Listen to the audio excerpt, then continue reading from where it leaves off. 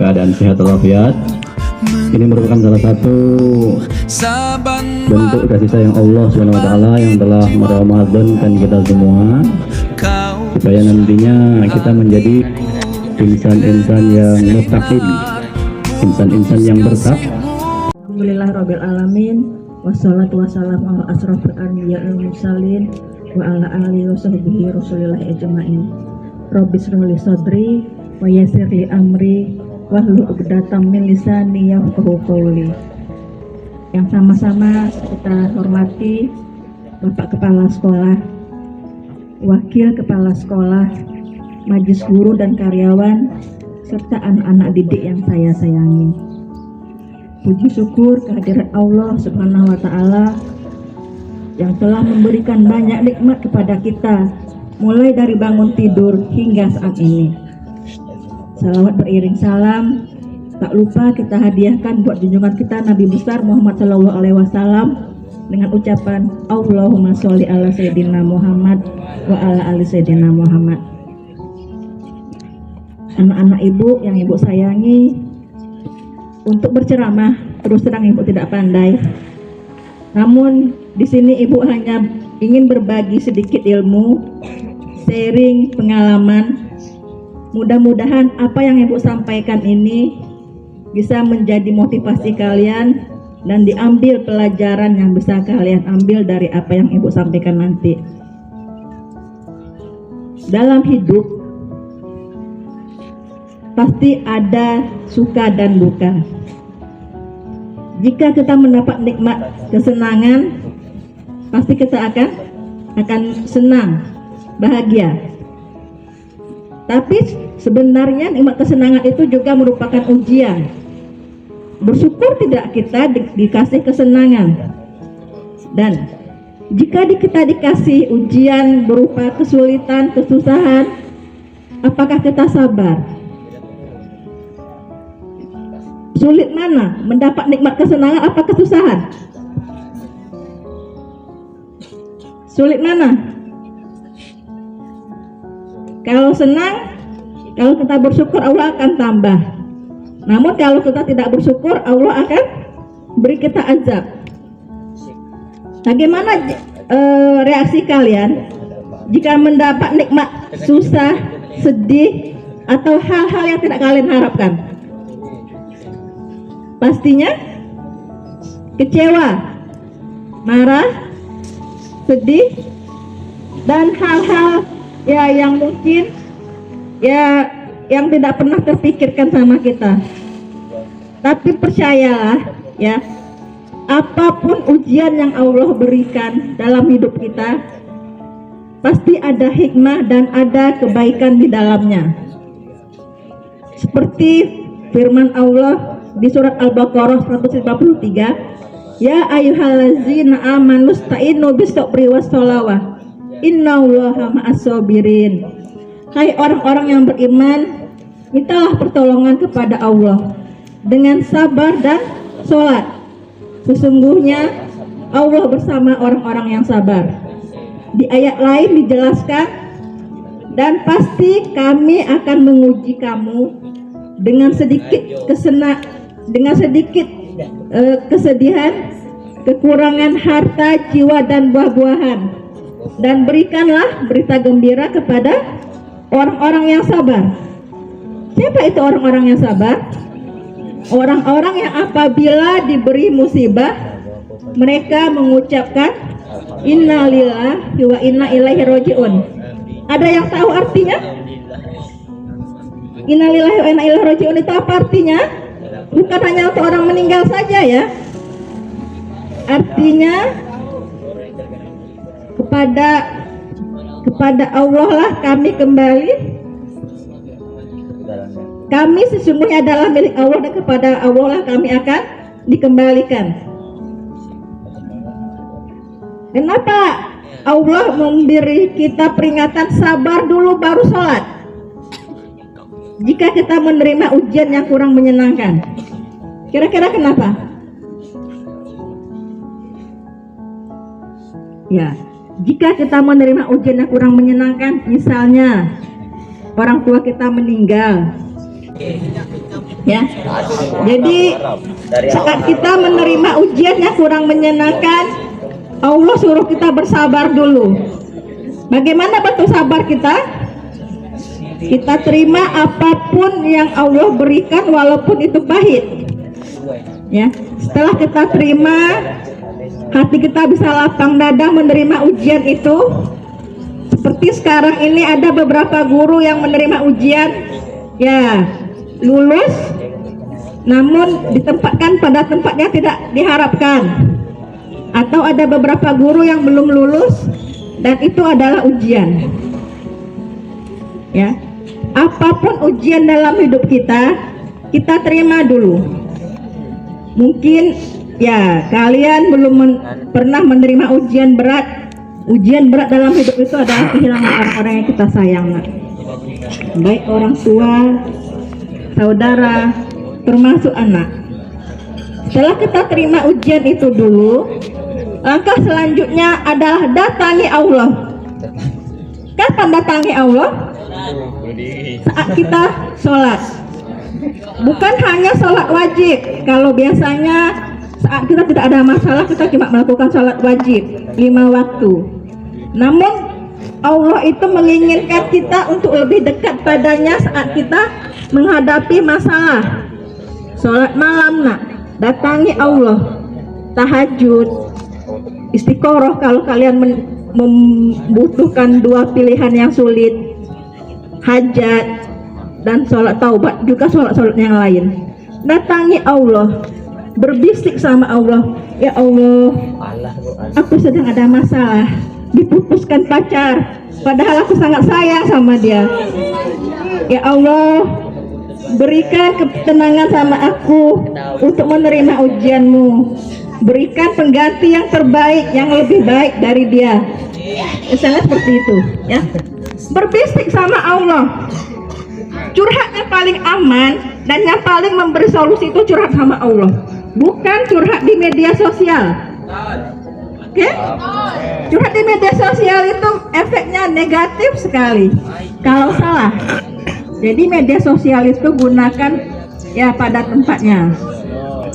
Ingat, kalau kalian punya masalah, setelah kalian bisa menerimanya, datangi Allah di sholat malam kalian, berbisik sama Allah, berdoa sampai air mata bercucuran, silahkan.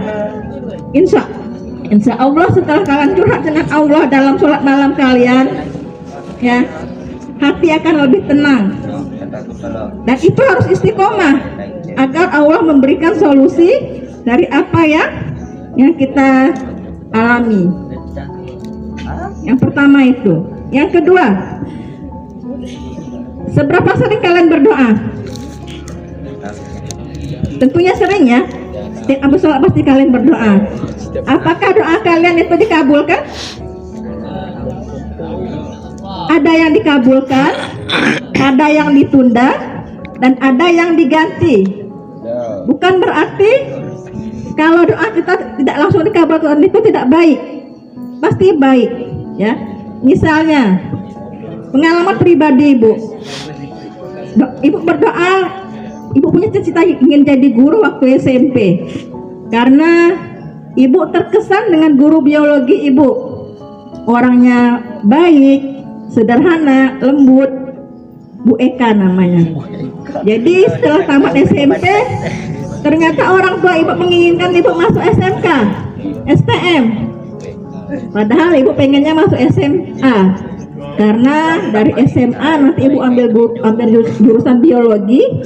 Setelah itu Ibu ingin kuliah ambil jurusan biologi biar jadi guru biologi. Ternyata orang tua Ibu nyuruh Ibu masuk SMK. Kecewa sekali. Ya, dimana di STM itu waktu itu Awang Mahmuda itu siswanya tidak ramai laki-laki. Dari 42 orang, yang cewek cuma 4 orang. 42 orang loh kami waktu itu, ramai sekali sampai 2 kelas buka kelas. Salah satu guru Ibu itu adalah Pak Kusno. Tamat SMK, alhamdulillah orang tua punya biaya, Ibu kuliah di UIR. Ibu yang dari sekolah kecil, yang kata orang tidak diperhitungkan, alhamdulillah Ibu bisa mengikutinya. Ya, walaupun dari daerah, dari sekolah kecil, ya ibu bisa mengikuti pelajaran, dan di sanalah awalnya ibu belajar menjadi guru, karena saat ibu kuliah, ibu juga pernah punya pengalaman menjadi asisten labor, waktu itu labor fisika, labor praktek fisika, pengalaman juga menjadi asisten dosen. Jadi walaupun ibu tidak masuk SMA seperti cita-cita ibu sudah punya pengalaman mengajar. Tamat kuliah, ibu ambil akta mengajar. Ya, walaupun berliku, alhamdulillah akhirnya ibu bisa menjadi guru. Ya. Jadi doa yang kita panjatkan itu, Nak, bukan tidak dikabulkan. Hanya saja Allah meminta kita untuk bersabar agar hasilnya menjadi lebih baik. Atau ada doa kita yang diganti Allah dengan cara yang lain, Allah kabulkan namun dengan cara yang lain. Mau dengar pengalaman ibu? Ibu punya anak 2, ya. Yang satu MTS, yang satu lagi kecil. Yang kecil ibu punya harapan, ya. Anak ibu yang kecil itu ibu punya harapan akan ibu akan jadikan dia tahfiz, karena di dalam Al-Quran menyebutkan jika anak kita hafiz Quran, ia akan memberikan mahkota kebanggaan kepada kita di yaumul mahsyar nanti. Namun keinginan ibu ya di luar semua doa ibu. Anak ibu yang kecil Allah panggil saat usia 3 tahun. Ya, tahu? Meninggal pada usia 3 tahun yang lalu. Ya, apakah Allah tidak mengabulkan doa ibu? Tidak. Anak kecil yang meninggal itu akan menjadi penolong orang tuanya di akhirat nanti, sama seperti jika kita punya anak hafiz. Dan tidak perlu kita bersusah-susah menjadikan anak hafiz, ya. Ya, Allah mengabulkan doa ibu dengan cara yang lain.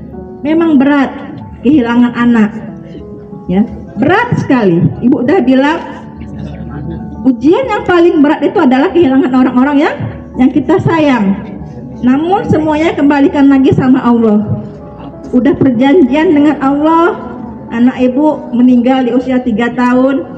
Suka tidak suka, mau tidak mau, kita harus ikhlas. Yang ibu lakukan, yang ibu bilang tadi, terima dulu apapun yang Allah beri sama kita, karena apapun yang Allah berikan sama kita itu adalah yang terbaik. Tergantung cara kita menyikapinya. Setelah terima, ibu datangi Allah setiap malam, curhat, ya Allah, jika memang ini yang terbaik untukku, beri aku kesabaran. Ya, setelah itu ya alhamdulillah, walaupun berat, tidak mudah kehilangan anak, alhamdulillah ibu bisa menerima, karena yang Allah tetapkan untuk kita itu adalah yang terbaik. Jadi ya, kalian ambil pelajarannya. Apa yang bisa kalian ambil pelajaran dari yang ibu ceritakan hari ini? Apapun yang Allah tetapkan untuk kita, baik yang senang maupun yang tidak senang, itu adalah ujian. Kalau senang kita syukuri, kalau yang tidak senang kita sabar. Setelah sabar, bagaimana cara kita melakukannya? Datangi Allah di sholat malam kita, curhat sama Allah, berdoa sama Allah agar Allah memberikan solusi dari setiap masalah yang kita hadapi. Mudah-mudahan apa yang ibu sampaikan ini bisa kalian ambil hikmahnya. Ibu yakin dan percaya hidup ini tidak ada yang mulus, pasti ada masalah. Kalau tidak mau masalah, kapan itu? Saat kita mati baru tidak ada masalah. Jadi selama kita masih hidup, pasti kita akan mengalami setiap masalah demi masalah. Selesai masalah satu, muncul masalah lain. Itulah namanya hidup. Itu saja yang bisa sampaikan. Kalau ada kekurangan, mohon maaf. Assalamualaikum warahmatullahi wabarakatuh. Waalaikumsalam warahmatullahi wabarakatuh. kasih kami ucapkan kepada Ibu Maimunah.